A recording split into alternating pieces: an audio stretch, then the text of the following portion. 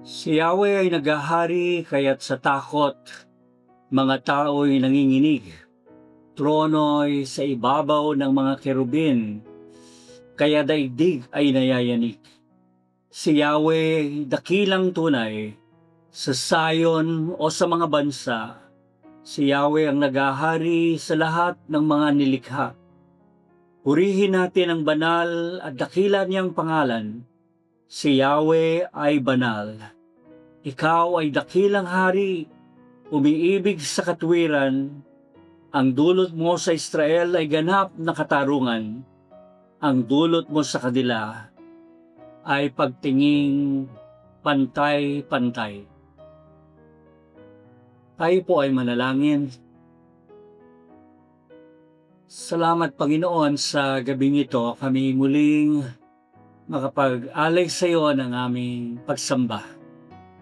Nawa ay samahan niyo kami at magsalita po kayo sa amin sa iba't ibang bahagi ng pagsamba, sa mga awit, panalangin, at pagpapahayag ng iyong salita. Nawa Panginoon, patuloy kaming mailapit sa inyong harapan ng gawain ito sa presensya at patnubay ng inyong banal na Espiritu. Ito po ang aming dalangin sa pangalan ng aming Panginoong Hesus. Amen. Amen.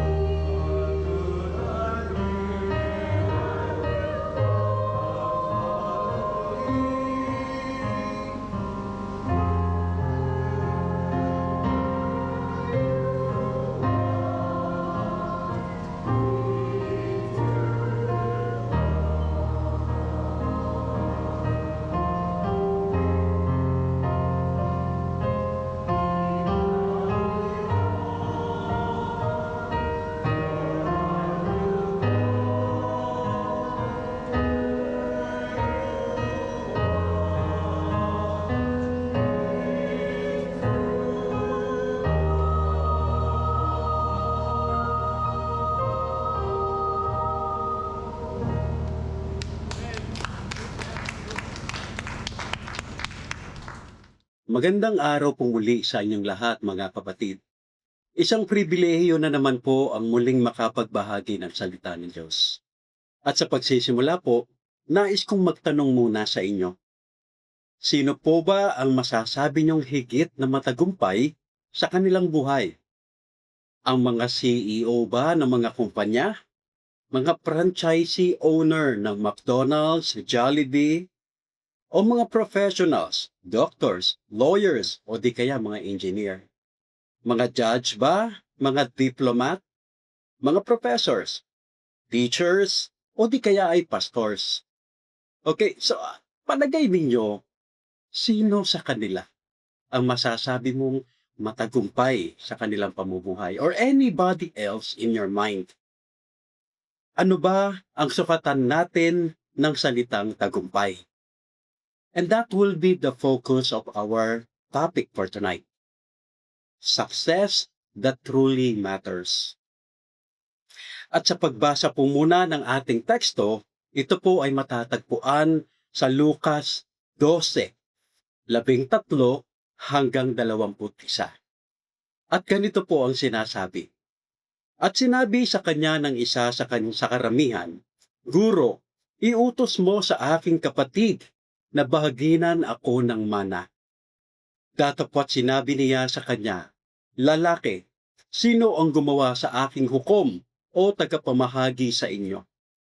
At sinabi niya sa kanila, Mangagmasid kayo at kayo'y mag-ingat sa lahat ng kasakiman, sapagkat ang buhay ng tao ay hindi sa kasaganaan ng mga bagay na tinatangkilik niya.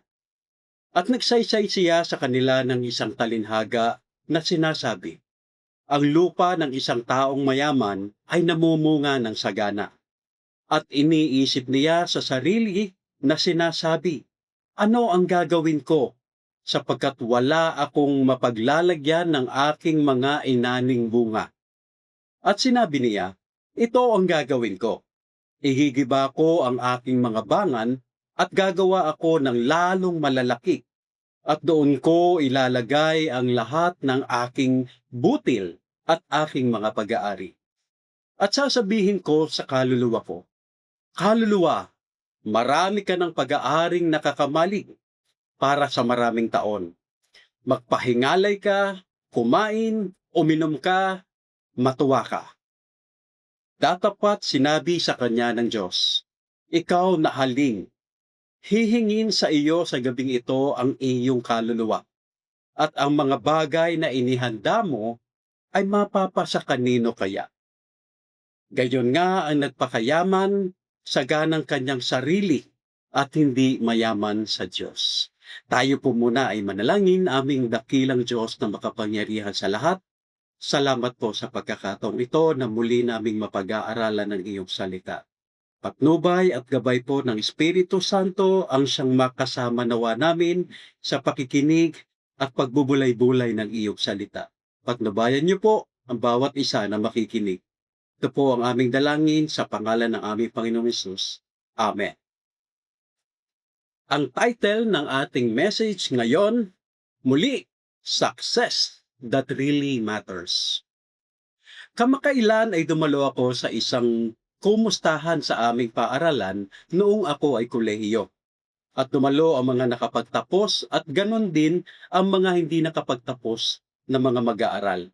Marami ang dumalo, marami ang sabik na makita, makumusta, makakwentuhan ang mga dating kaklase at mga naging kaibigan. Ngunit marami din ang hindi nakadalo. Marahil ang iba ay nahihiya sa dahilang hindi sila nakapagtapos ng pag-aaral at ang iba marahil ay hindi kayang ikwento ang kahirapan na dinadanas nila sa buhay.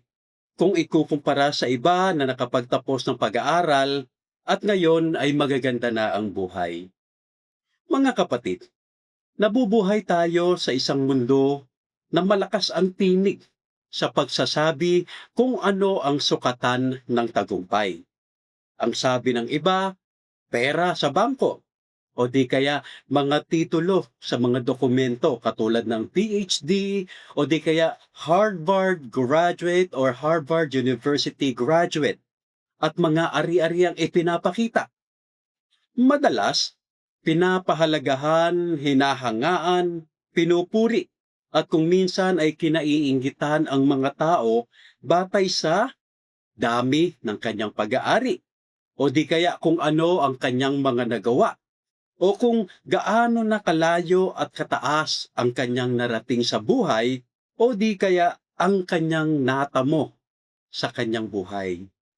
Ngunit pinutol ni Jesus ang ganitong pag-iisip sa pamamagitan ng isang babala. Mag-ingat kayo, magbantay kayo. Bakit kaya ganoon katindi ang kanyang mga salita? Dahil madalas sinusukat natin ang buhay sa pamamagitan ng pamantayan ng mundo. Sa teksto na ating binasa, itinuro ng ating Panginoong Hesus kung ano ang tamang kahulugan ng salitang success in life at kung ano ang tamang sukatan o standard measurement sa pagtatagumpay sa buhay. Una, ang tagumpay ay hindi nasusukat sa mga ari-arian. Ayon sa binasa natin sa verse 17 at 18. Dito, direktang kinontra ni Jesus ang kasakiman, ang walang katapusang pagnanais ng higit pa. Nire-rebuke niya ang mga maling paniniwala na tumataas ang halaga ng buhay ng tao habang nadaragdagan ang mga material na bagay sa kanyang buhay. Pero ang babala sa atin, maaaring makamtan mo ang buong mundo. Ngunit, paano kung mawala ang iyong kaluluwa? Ang tanong, paano kung mawawala ang iyong kaluluwa? Ang katotohanan, sabi ng Bible, ang mga bagay sa mundo ay pansamantala lamang. Ngunit, ang kaluluwa ay walang hanggan. Kung ang pundasyon ng iyong tagumpay ay itinayo mo sa mga bagay na lumilipas o tiyak na ito ay mawawala. Okay? Number 2, ang tagumpay ay nasusukat sa iyong relasyon sa Diyos. Sa verse 19, mababasa natin, ikinuwento ni Jesus ang talinhaga ng mayamang mangmang. Isang taong nag-ipon ng kayamanan, ngunit hindi naging mayaman sa harapan ng Diyos. Akala niya sa totoong bagay na ganito magkakaroon ng totoong katagumpayan dahil sa kanyang kasaganaan. Ngunit tinawag siya ng Diyos na mangmang sapagkat napabayaan niya ang pinakamahalagang bagay. Naway wag nating maranasan na tayo ay tawaging mangmang ng ating Diyos. Ang pinakamahalagang bagay ay ang ating kaluluwa. Ang tunay na tagumpay ay makilala ang Diyos, lumakad kasama niya, at mamuhay ayon sa kanyang kalooban. Ang sabi nga sa Juan 17:3, ito ang buhay na walang hanggan, na ikaw ay makilala nila ang iisang tunay na Diyos. Ang pangatlo, ang tunay na tagumpay ay ang pamumuhay na nagpaparangal sa Diyos. At iyon ay makikita natin sa verse 21. At sa Biblia, ang tagumpay ay hindi tungkol sa katayuan sa buhay, kundi sa katapatan natin sa Diyos. Mga halimbawa ng mga taong naging tapat sa ating Diyos ay si Noe. Si Noe ay naging matagumpay dahil siya ay sumunod. Si David ay naging matagumpay dahil hinanap niya ang puso ng Diyos. Si Pablo naman naging matagumpay din dahil natapos niya ang kanyang takbuhin ng may katapatan.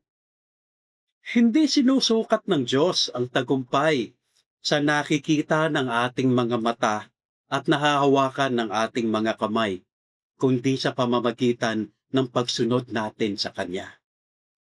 Ang pang-apat, ang pinakadakilang tagumpay ay ang buhay na handa sa walang hanggan. Ang sabi sa 1 John 2:17, "And this world is fading away, along with everything that people crave. But anyone who does what pleases God will live forever." At sa huli, hindi mahalaga ang lahat ng iyong ari-arian. Ang mahalaga ay ang iyong kalagayan sa harap ng Diyos. Finally, the greatest success is not how extraordinary your life in this world is. Sa 1 John 2:15, ang sabi, "Huwag ninyong ibigin ang sanglibutan ni ang mga bagay na nasa sanglibutan. Kung ang sino man ay umiibig sa sanlibutan, ay wala sa kanya ang pag-ibig ng Ama." The greatest success that truly matters is to hear Him say, "Well done, my good and faithful servant." Sabi sa Matthew 25:21. Tinatawag tayo ni Jesus na baguhin ang ating pananaw sa buhay, hindi upang habulin ang mga bagay na pansamantala lamang, hindi upang magpatayo ng mas malalaking kamalik, kundi upang palalimin ang ating relasyon sa Diyos at mamuhunan para sa mga bagay na walang hanggan. Ang sabi nga sa Philippians 3:20, "Our citizenship is in heaven." Sa Matthew 6:20, ang paalaala sa atin, "Store your treasures in heaven, where moths and rust cannot destroy, and thieves do not break in and steal." Ang tunay na tagumpay ay hindi nababase sa kung ano ang mayroon ka, kundi kung kanino ka nabibilang. Kaya simula ngayon, sukatin mo ang iyong buhay, hindi sa iyong mga ari-arian, kundi sa iyong relasyon sa Diyos. Hindi sa iyong kayamanan, kundi sa iyong paglakad kasama ang Diyos. Sapagkat sa huli, ang tanging tagumpay na mahalaga ay ang buhay na nakalulugod sa Kanya. Purihin ang ating Panginoon. Tayo po ay manalangin. Ama na nasa langit, ingatan mo po ang aming mga puso laban sa panlilinlang sa aming buhay, at ang kagalakan ay masumpungan nawa namin sa iyo lamang, hindi sa kayamanan, hindi sa ari-arian o makamundong tagumpay. Patawarin mo kami sa mga panahon na mas nagtiwala kami sa mga bagay na nakikita ng aming mga mata kaysa sa iyo na nagbibigay ng buhay. Turuan mo kaming hanapin ang mga kayamanang may halaga patungo sa walang hanggan. Katapatan, pagsunod, pag-ibig, at pusong lubos na sumusuko kay Kristo. Wasakin mo ang bawat espiritu ng kasakiman, makasariling ambisyon, at maling kapanatagan sa aming mga puso. Ipaalaala mo sa amin na ang aming mga araw ay nasa iyong mga kamay, at ang lahat ng aming mga tinatangkilik ay mga pansamantala lamang. Naway hindi kami mamuhay tulad ng mayamang mangmang na naghanda para sa maraming taon sa lupa, ngunit pinabayaan naman ang kanyang kaluluwa sa harapan mo. Gawin mo kaming mayaman, Panginoon, para sa iyo. Tulungan mo kaming gamitin ang aming oras, ang kakayahan, at mga pagpapala mo para sa iyong kalwalhatian at para sa ikabubuti ng iba. Nawa si Kristo lamang at ang aming relasyon sa iyo ang maging aming pinakadakilang kayamanan. Ito po ang aming dalangin sa inyo, aming Diyos, aming Panginoong Yesus. Sa pangalan mo, Amen.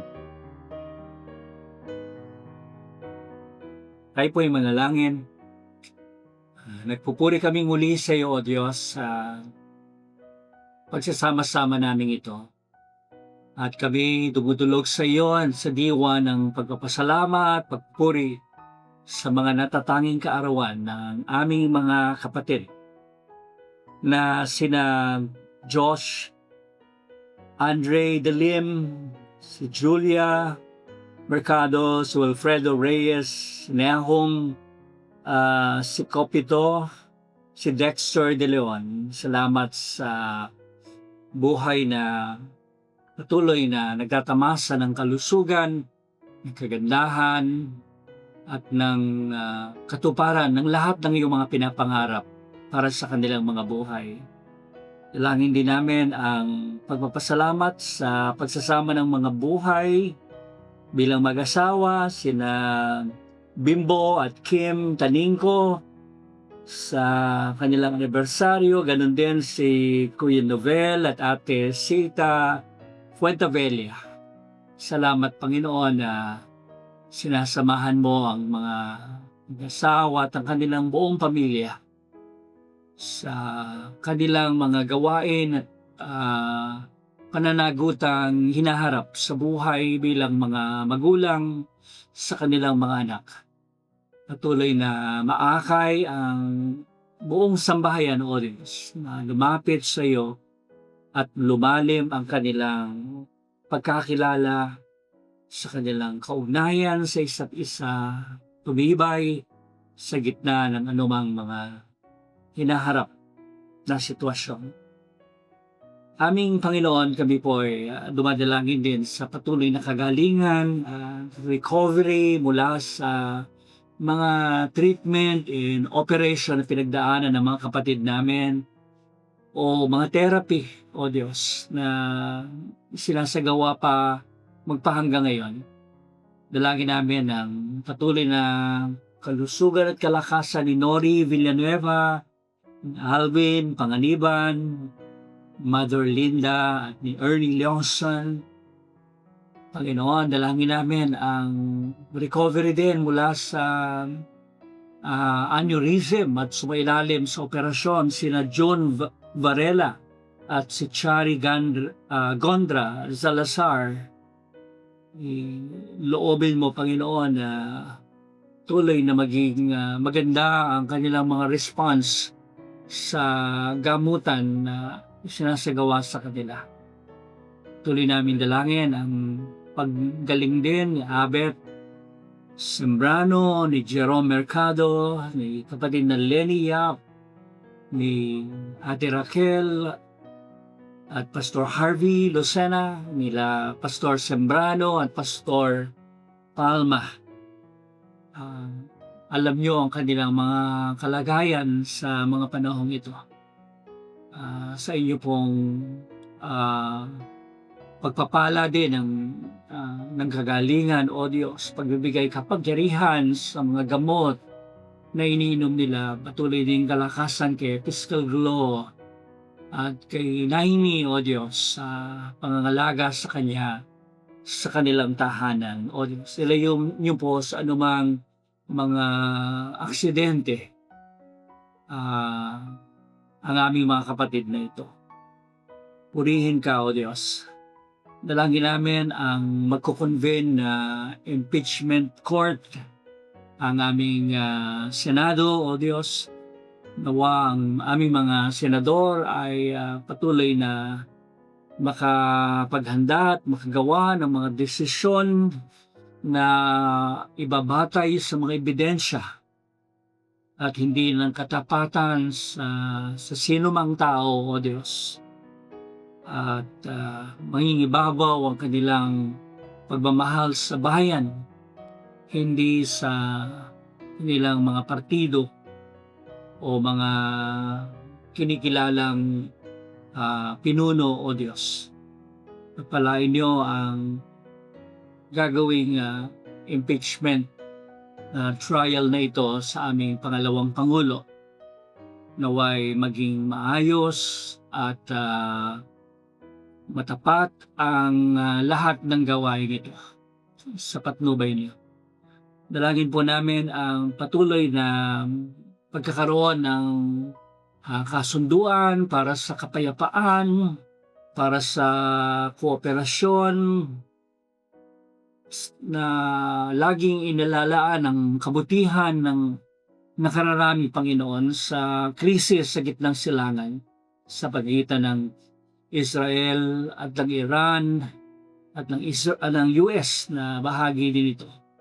Nawa, Panginoon, ay tapusin na ang digmaang ito at makabawi na ang lahat ng mga apektadong bansa tulad ng Pilipinas sa krisis na dulot nito sa aming ekonomiya, lalong-lalo na, Panginoon, sa pagtaas ng presyo ng mga langis, ng krudo, ng gasolina.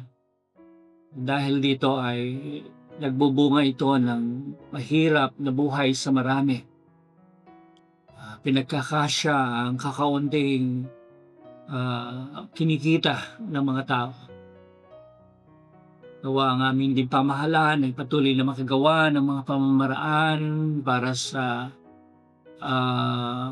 maibsan ang hirap ng pamumuhay sa bansa sa pamamagitan ng kanilang makatotohanan at matuwid na pamamahala, O Diyos, sa aming bansa.